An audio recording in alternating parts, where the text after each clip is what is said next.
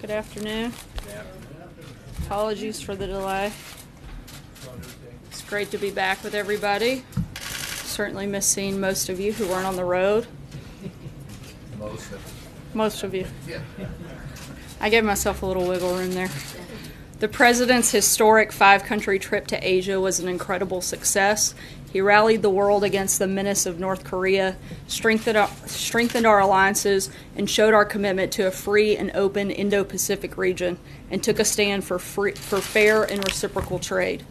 As a result of the trip, American families will be safer and more secure, and American workers and companies are one step closer to competing on the level playing field they deserve. Speaking of leveling the playing field for our workers and businesses, the President applauds the House for passing the Tax Cut and Jobs Act, a massive step toward fulfilling our promise to deliver historic tax cuts for the American people by the end of the year. We are encouraged that the House and Senate continue to work together to deliver what the President asked them to do: allow hardworking middle-class families to keep more of their hard-earned money and empower our companies and workers to dominate their global competition. The Senate Finance Committee is also making progress on its companion bill and will soon advance it to the floor for a vote. A simple, fair, and competitive tax code will be our rocket fuel for our economy, and it's within our reach. We'll bring back jobs, we'll bring back our wealth, and as the President has said many times, we'll bring back our great American dreams. Now is the time to deliver, and we fully expect the Senate to follow the House's suit. And with that, I'll take your questions. Cecilia. Thank you, Sarah. Two questions, two topics, if I may.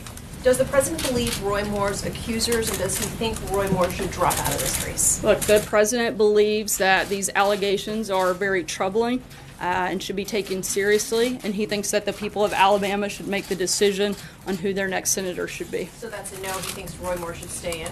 Look, the President said in his statement earlier this week that if the allegations are true, then that Roy Moore should step aside. He still firmly believes that.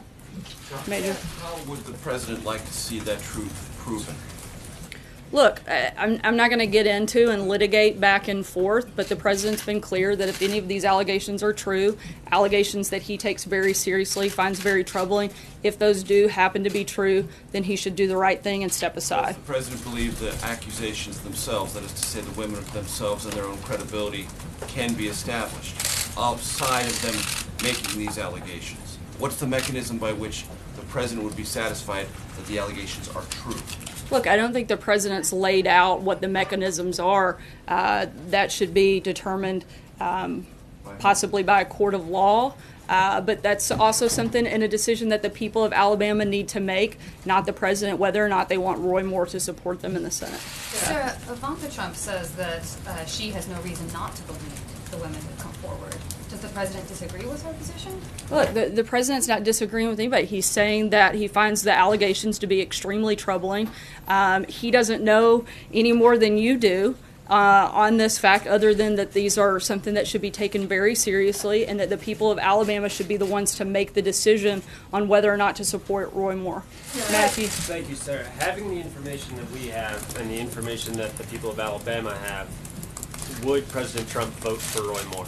The President's not a voter in Alabama, so I know he's not, but he endorses candidates all the time and states that he's not a voter, and he says, I would vote for this person or I wouldn't. Would he vote for Roy Moore? I haven't asked him if he would vote for Roy Moore. Would you get back to us on that? We'll see. John? Thank you, Sarah. A number of Republican senators have pulled their endorsement for Roy Moore. They've urged him to step aside. Senator Shelby said he wouldn't even vote for him. He would write someone in on the ballot. Senator Cruz has pulled his endorsement. The President is not only President of the United States, Commander-in-Chief, he's also leader of the Republican Party. Why won't he weigh in on this? Why won't he take the same type of strong position that these other Republican senators have taken on Roy Moore? Look, the President supported the decision by the RNC to withdraw resources from this race, but feels it's up to the people of Alabama to make the decision. I don't have anything further to add on that front. James. Thank you, Sarah. I don't mean by asking about this to suggest it's necessarily the most important thing facing the country right now, but it happens to be my story assignment for the day. You say that the President finds these allegations against Mr. Moore, Judge Moore, to be very troubling, extremely troubling, etc. As we all know, the President faced a number of similar allegations, or somewhat similar allegations, during the course of the campaign, and he vigorously denied them. But I wonder what you would assert to be the difference between the two situations, such that on the face of things, we should find one set of allegations very troubling, and on the other, we shouldn't pay attention to them at all, or we should totally disbelieve them. Well, I think the president has certainly a lot more insight into what he personally did or didn't do, and he spoke out about that directly during the campaign, and I don't have anything further to add beyond that. Jeff? Sure, I'd like to ask you about two other topics. The tax bill passed by the House today. One of the things that the tax bill does is increase the deficit by $1.5 trillion. I know the White House has argued that that will be paid by growing the economy, but if the economy doesn't grow, how do you square that with the Republican view or general principle that the deficits are bad? And on a second, Right, I mean, I just disagree with the premise of the question. We do expect the economy to grow. We've seen that happen over the last 10 months, and we expect that to continue. but are you confident that the economy will grow consistently enough to cover these costs that otherwise would lead to a ballooning deficit? Yes, that's been part of our process and part of what we've laid out from the beginning. We expect this to be consistent, and that's certainly what we hope for. That's one of the reasons that the president continues to push for things like deregulation that have helped boost the economy. He's going to continue to push things that help do that and accomplish that, and we feel confident moving forward. Blake? Sarah, let me ask you about the tax bill as well. On the House side, they passed it today. The Senate side still has a ways to go.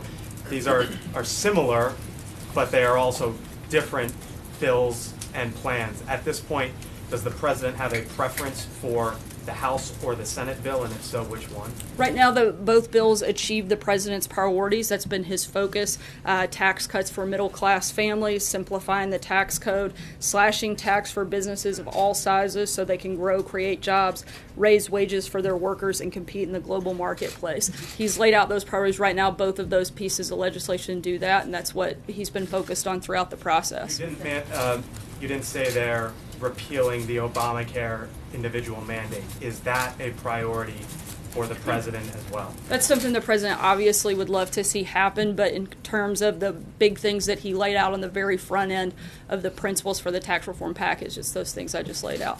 Mara. Sarah, thank you very much. I have a question about the trip, but just first of all, does his endorsement of Moore still stand?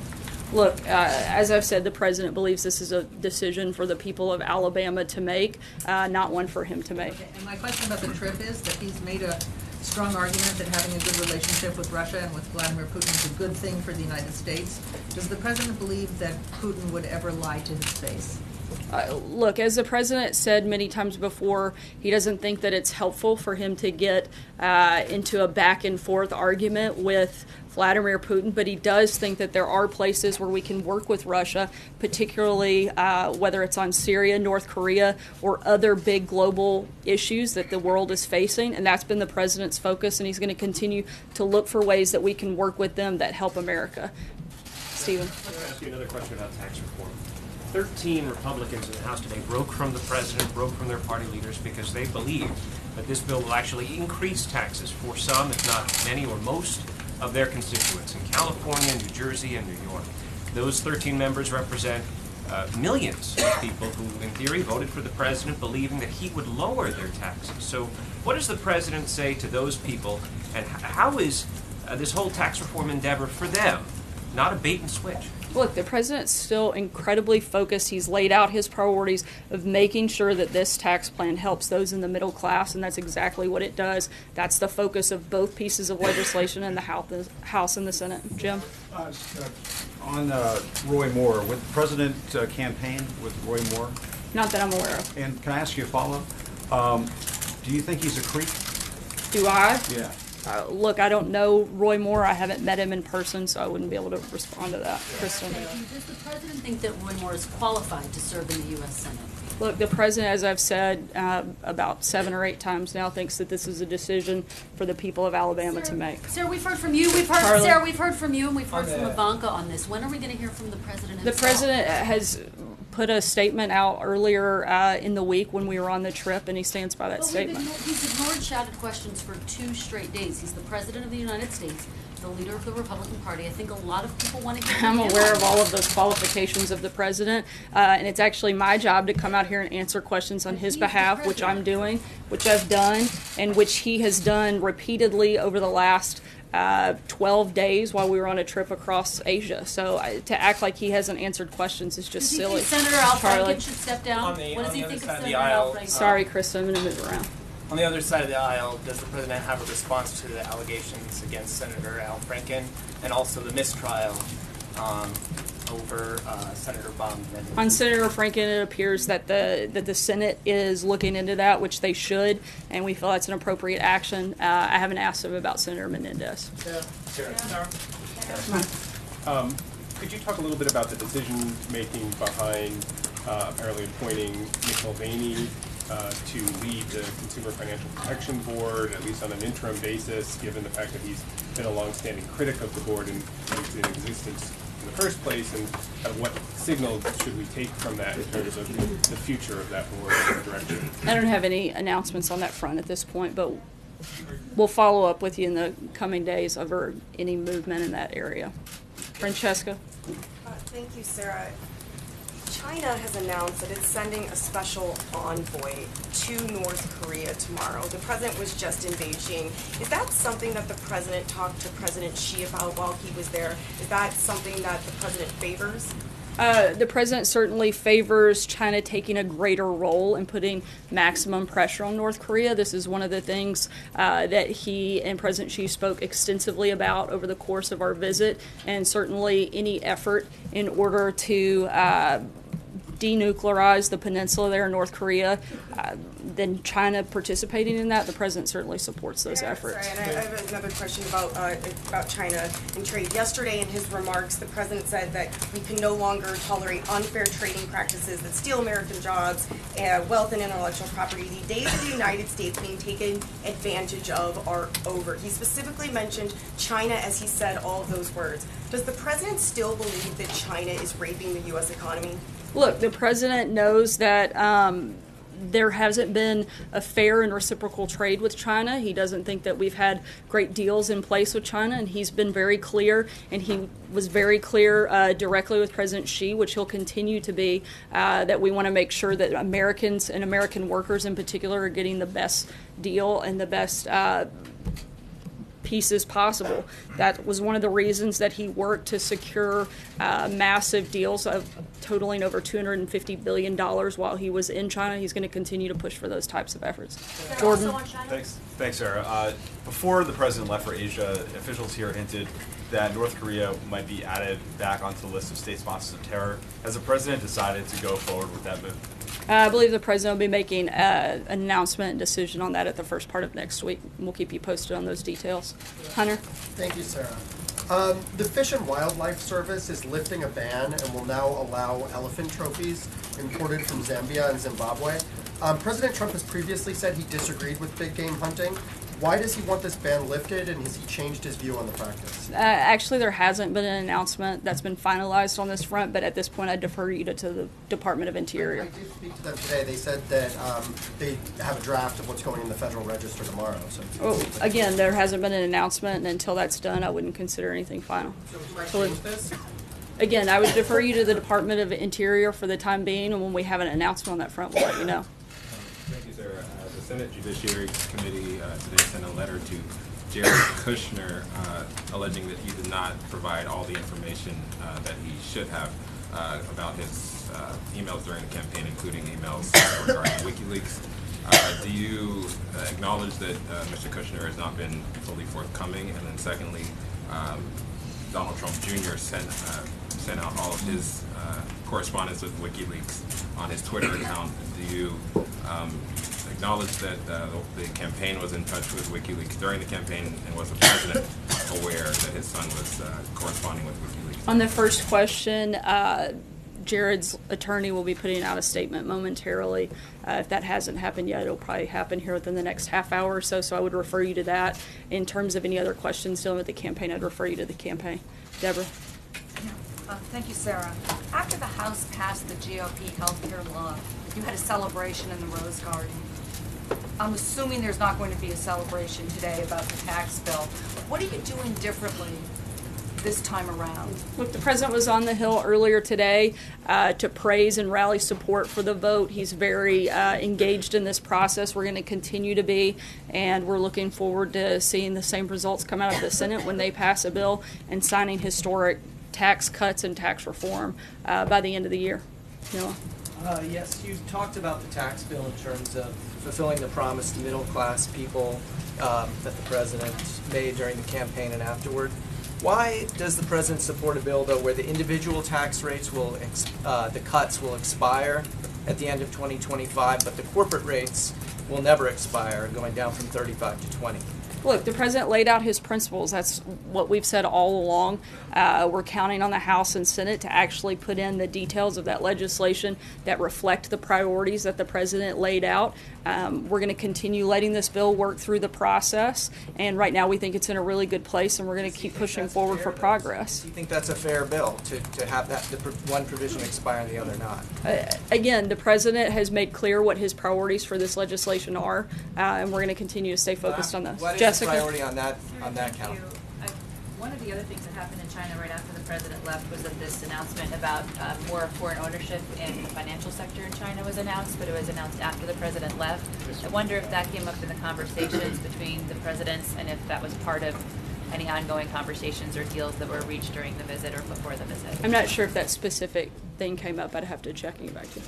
The Chinese Foreign Ministry has taken issue today with the president's statement yesterday that he and President Xi agreed that there would be no freeze for freeze proposal regarding North Korea. What is your understanding or the president's understanding of what he and Xi agreed about that, and does the president stand by that statement yesterday? Yeah, both sides made their position clear.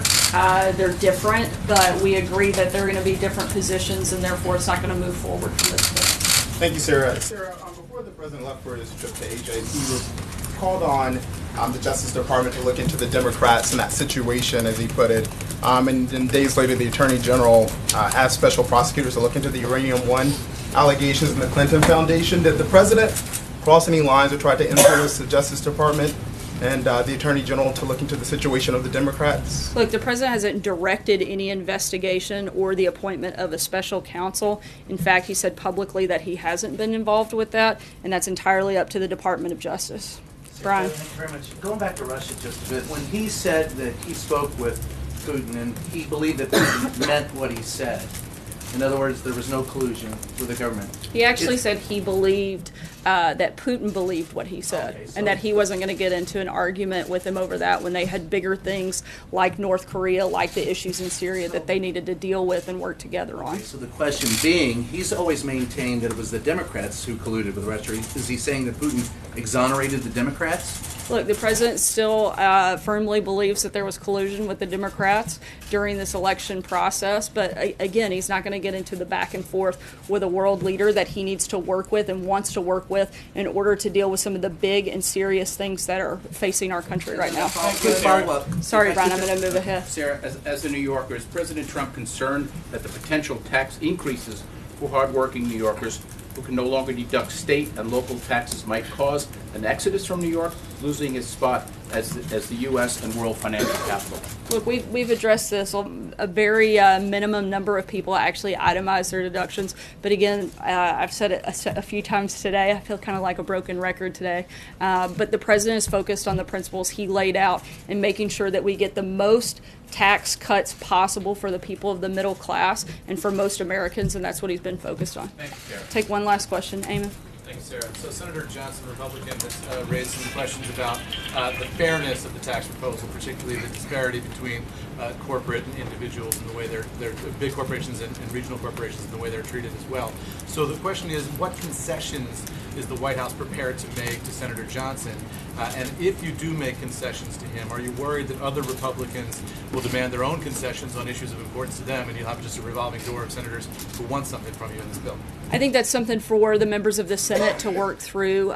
Certainly not something the president is getting into the necessarily the back and forth of that conversation at this point in time. Again, he spoke with Senator Johnson. He supports the priorities. He wants to work with members of the Senate to bring them together to make sure that we pass historic tax cuts and tax reform. Did you offer Senator Johnson anything when they spoke? No, but he did encourage him to get on board and support the tax reform package. Thanks so much, guys. We'll be around the rest of the afternoon.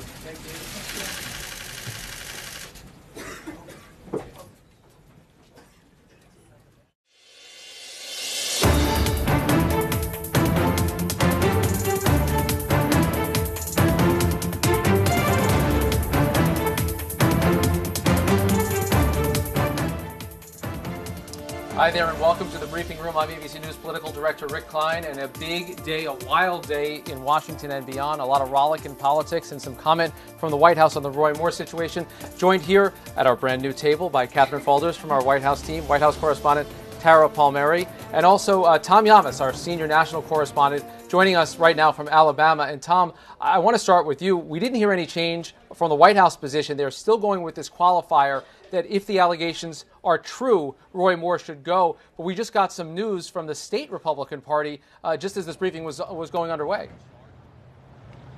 Yeah, that's right. The Alabama GOP says they stand by Roy Moore. And I got to tell you, Rick, what just happened there in the briefing room, Sarah Sanders essentially keeping the same point, not changing the stance on whether Roy Moore should get out of this race. Basically, the president keeping his position. That's going to be a plus and an advantage to Roy Moore. They just wrapped up a really interesting news conference. A lot's happened in the last 30 minutes, so let me get you caught up. First, there were about 25 people, pro-life leaders, who came here from all over the country to support Roy Moore. They said this news conference was not going to be about the allegations. It was going to be about Roy Moore and his record. But every single speaker, nearly every single speaker, mentioned those allegations, claiming they were false. A lot of the speakers saying this election is much more than just about Alabama, that the country, cities like New York and Washington, are trying to influence this election, that the Senate, Mitch McConnell, wants to take over this election. One speaker before Roy Moore spoke said, Alabama will not bow, they will not sell their souls to the devil to maintain their political power. Now, of course, Roy Moore took the stage, he spoke, he denied all of the allegations, and he said he's not going to stand down, essentially, until you put him in a box. So he's sticking in this race. Afterwards, he took questions, but I had the second question up. I asked him if he categorically denies dating teenagers in high school when he was in his 30s. That ended the news conference. Roy Moore left after that. He refused to answer the question. That led to, how you doing, sir? Roy Moore supporter right here behind me. Okay. There we go. Good to see you there, sir. Thank you. So anyways, Roy Moore left out a side exit into the kitchen, accompanied by what looked like a security guard, and then there was a giant scrum of reporters and cameras, and then Roy Moore supporters started screaming at the media, calling us a mob, telling us to hush. At one point, one man grabbed another man's camera, a Moore supporter, and started shaking the camera. It got really ugly there for a while, then things finally calmed down, but Moore refused to answer any of the questions about the allegations. Rick? It sounds like a wild scene, a chase through the kitchen.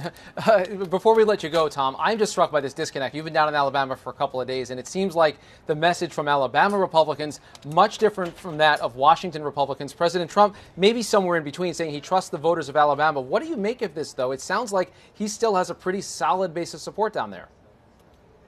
Rick, I think you're absolutely right, and this is a monumental moment right now in this race because everyone was watching what the president was going to do. People down here in Alabama, the GOP, the Republicans, at least what I'm getting, they don't care what Senator Mitch McConnell wants. They think those are the establishment Republicans. They picked Roy Moore over Luther Strange because they did not want the establishment candidate. Now that the president is not changing his stance, he's not essentially believing the accusers, if you will. He's saying if the accusations are true, then he should step aside, not changing that position. That's a major plus to Roy Moore. All right, Tom Yamas, our chief national correspondent. Get back to chasing him down wherever you can find him across the state of Alabama. Thank you, Tom. Tara, this seems like it was very much planned by the White House to not change the president's position. And you got to think that the president's own personal history at least slightly colors his response. And Sarah Sanders was asked about that today. Right, this topic is too hot for the president. He cannot weigh in on sexual harassment. He has his own history, and it's just something that the White House doesn't want to go near. I mean, they still are expecting more women to come out about Donald Trump. Someone just told me recently he was shocked that more women haven't come out. So this is something that the president wants to stay far away from. We shouldn't expect a condemnation of Al Franken as well. Democrats or Republicans, this is a topic that Trump can't get near. And Drinking water now. That's right. We're also no water here at the desk in case any of us get thirsty. And we're going to talk about Al Franken in a moment, but I want to stay on Roy Moore for one more beat here, Catherine, because we know that the National Party has done everything it could to distance itself. The RNC, the NRSC, they have made clear that they have no relationship right now with Roy Moore. So in a sense, President Trump is on an island here. He's isolated even within his own national party in continuing to not call for his removal from this race. Exactly, he is. And in addition to Speaker Paul Ryan and Mitch McConnell on the Hill, who are also calling for him to step aside, the president is isolated here. And kind of what Tara was saying about these own allegations against the president that follow him into this debate, Sarah Sanders' defense of that was that the president has more insight, into what he did and did not do from those accusers. So really, putting himself on an island here, Rick, and we were talking a little bit about this before, but this is broader. It's a broader conversation than Roy Moore or Al Franken, and frankly, it's going to be around for a while. Yeah. The president can avoid it now, but it's more of a national conversation that he will probably have to weigh in on at some point. It's an important point. I mean, now the scandals are bipartisan, but really this issue is nonpartisan. It's bigger than Washington even. Yeah. This is about all of American society, and you're seeing a lot of the response to that. And Al Franken, we heard the White House talk about it at least briefly. It looks like there'll be an ethics investigation as part of that. They support the ethics investigation, I believe, Sarah. Yeah, that's right. So they support the ethics investigation, which is a way to not comment directly on this. You got to think that this is going to continue. Do we have Mary Bruce up on the telephone on Capitol Hill, I believe? And Mary, I want to start on Al Franken. I mean, that's got to be the buzz of Washington. We haven't seen Senator Franken so far, but I've been struck by how quickly his fellow Democrats have distanced themselves from him. Yeah, I have to tell you, we have been staked outside of Al Franken's office now since 10 o'clock this morning. There is still a pretty significant group of reporters out here, and no sign of him yet, but Al Franken was very quick to come out and apologize for this, say those two words, "I'm sorry," to Leanne Tweeden. She's the radio host who this morning came out and told her story of what happened on this 2006 USO tour when they were in Afghanistan together, saying that Al Franken, when they were practicing for a skit, that he insisted that they practice a kissing scene, that he mashed his lips against her face, stuffed his tongue down her throat. She also later at the end of the trip, when she was falling asleep, exhausted on the way home, later discovered that a photo had been taken that appears to be Al Franken groping her as she's sleeping, or pretending to grope her.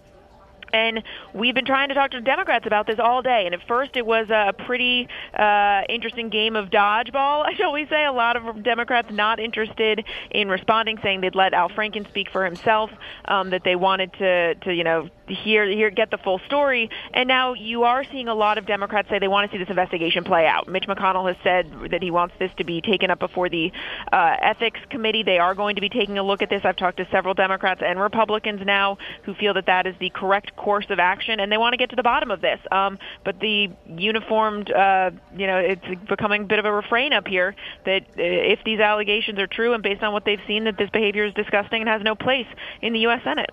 And Mary, before we let you go, big development today on Capitol Hill, the movement on the tax bill, the White House, of course, celebrating this development.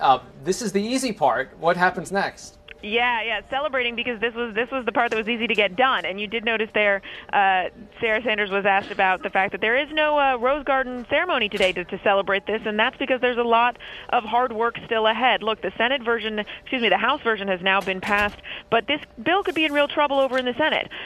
Remember, Senate Republicans can only afford to lose 2 votes in the Senate and still have this pass. You've already seen at least one Republican Senator, Ron Johnson of Wisconsin, come out and say that he's a no on the current bill. He has huge concerns about how this bill, as he says, benefits big corporations over small businesses.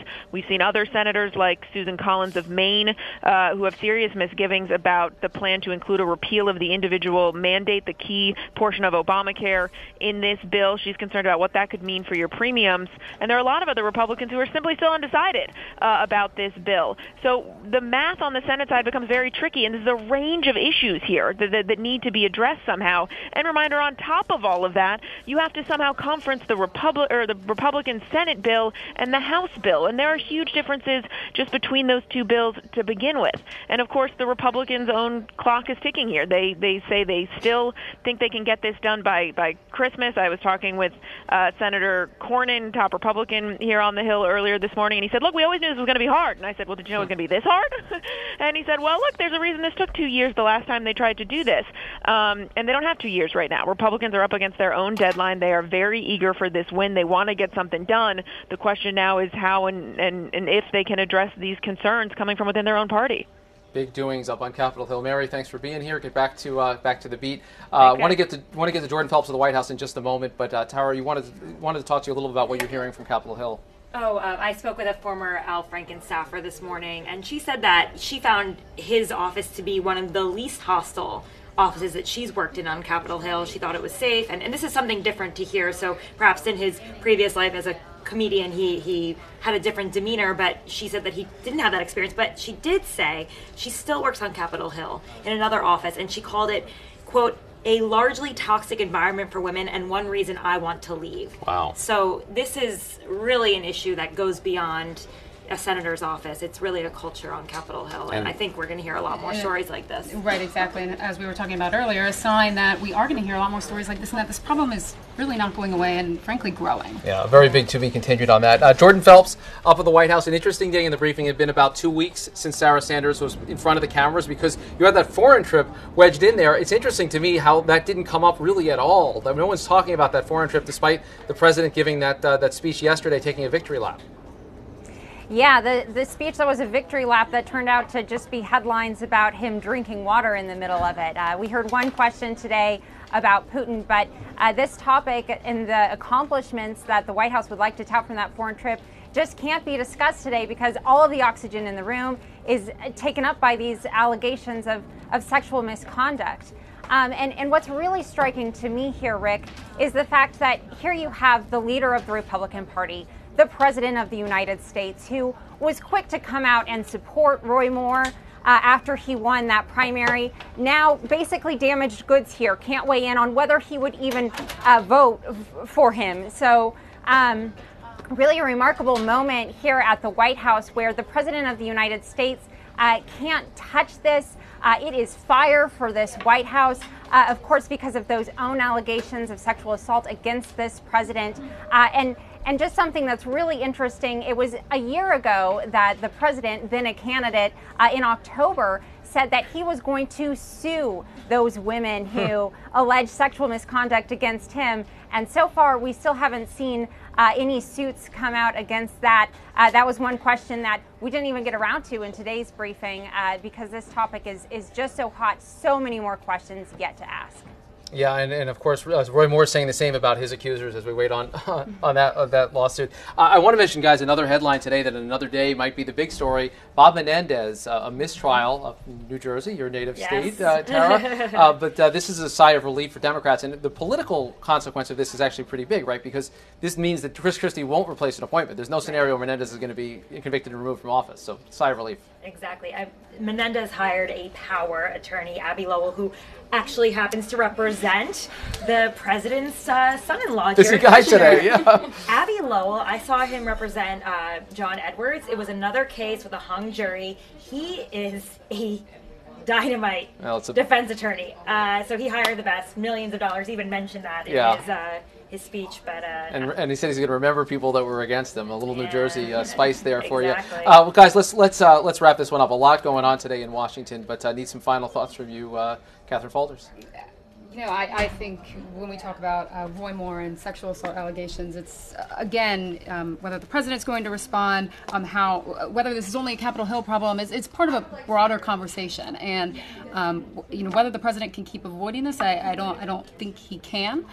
He's going to have to come out and comment about it at some point. Obviously, it was a delicate dance around the Franken issue, but really, can he hold his tongue on that one? I mean, the White House can, and they can dance around that topic, but it is something that the president is going to have to weigh in on. It's a broader conversation. There's a broader conversation to be had about that, and also affects him. Tara, what did you learn today? I thought it was interesting how quickly the Senate Democrats were willing to, throw Franken out, really, and start putting out statements immediately, basically saying that they don't even want facts. They're done with him. So I think it's that they want to take the position of the high road so that when it comes out that a Republican has done the same thing, that they can actually make those charges. So I guess it's a different, I think that Republicans, they waited a bit longer, right? Yeah. It's been days before they really got everyone on board, before Mitch McConnell came out and said Roy Moore should step down. I mean, this is something from many, many years ago. The offense is not as serious, but yet the Democrats are saying, get out of here. Well, at least bring it to the Ethics Committee. Jordan Phelps over at the White House, final thoughts from you? Yeah, so one tease to next week. Sarah Sanders did mention that we can expect an announcement from the president on whether to redesignate North Korea as a state sponsor of terrorism. So that's one thing that we can look ahead to. But a final thought on today, it was striking to me how Tom describing the environment down at the Roy Moore press conference sounded a lot like Trump campaign 2016. Striking similarities there. We saw those allegations come out against President Trump. We thought, he was a dead man walking politically, but he just wasn't. And it seems like the same thing might be going on down there in Alabama. It will be interesting to see if that same energy carries Roy Moore to victory in this special election. Great point, Jordan Phelps over at the White House. And guys, we've talked about this throughout the day today. This is not a political moment. This is a cultural moment. This is a societal moment, and it's a moment of for leadership for someone. The president himself may not be the guy to do it based on his own past on this and based on his reticence in this, but this is going to be the beginning of this story. We're not even close to the middle, I don't think. This is going to last for some time, and it's going to be really interesting to see the example that Washington sets, because it's all tied together. This is happening everywhere. All right, and who's going to be the man in Washington to lead the charge? That's the question. You'll have to tune in next time. Who of you is squeaky clean? Yeah, there you go. That does it for this edition of The Briefing Room. Please check out more at abcnews.com and download the ABC News app. Check out The Note every weekday morning. We'll be back next time with more from The Briefing Room.